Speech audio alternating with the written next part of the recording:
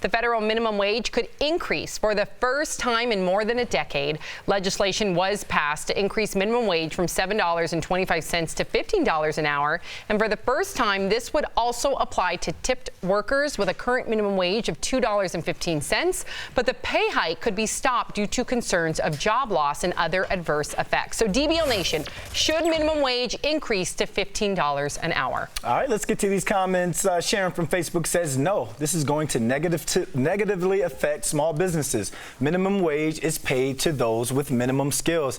And our mother hustler right here is a small business owner. So can you speak on that, please? I widely support the $15 increase minimum wage. I mean, we have not increased the minimum wage in over 10 years, and everything else has been increased. People can't live. And when you break that down, because my husband and I are in a position right now where we finally want to scale, we need employees, but we're not going to hire employees until we can properly pay them. Because when you break it down, $15 an hour is $28 grand a year, working 40 hours a week full time.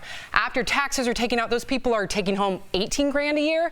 So come on, you guys, come on. Unlivable. Yeah. Shane from Facebook disagrees. The only reason why the government wants to increase wages is so they can tax the population further into debt and collect more money from it. Shane, I disagree, but thanks for writing in. This is written from Betty Douglas. I heard it's long overdue, she says, about the $15 wage. It's what we really need. She's 61. She's been working at McDonald's in St. Louis, Missouri for 13 years, and that woman makes $7.25. That's unacceptable. If you raise house pricing, you raise inflation, and you don't raise minimum wage, you are criminalizing a class of people who can never move past where they are. It is outrageous. Outrageous. James from Facebook says, yes, minimum wage should increase, but only when they start giving Social Security a living wage. Thanks for writing in, James. And I completely agree with what you're saying, what Tori's saying, and what Sam said. I think, obviously, as the climate changes economically, we all need to move with that, and so do employees. It's not fair otherwise, because people can't afford to live. And I believe what you meant by Social Security is like a pension wage. Yep. So, yeah, obviously that needs to be addressed too.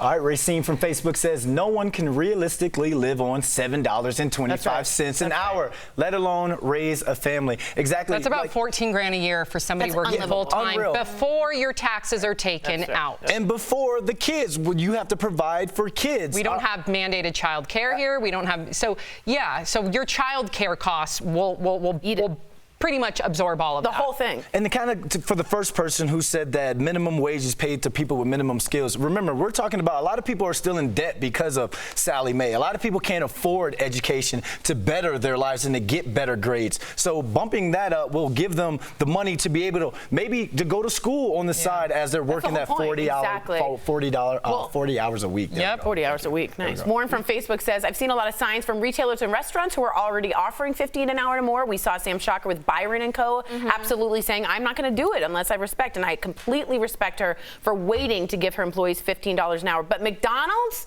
you can do better. Yeah, I'm calling you out. $7.25 is right now the federal standard minimum wage. And guess what a study said? Who can live, what city can you live on making that? Guess how many cities in the U.S.? 0. You cannot live anymore. And that is inhumane, in my opinion. Well said. Thank you for writing in, though. We really do love hearing everything that you have to say. Even if we're in disagreement, we can agree to disagree.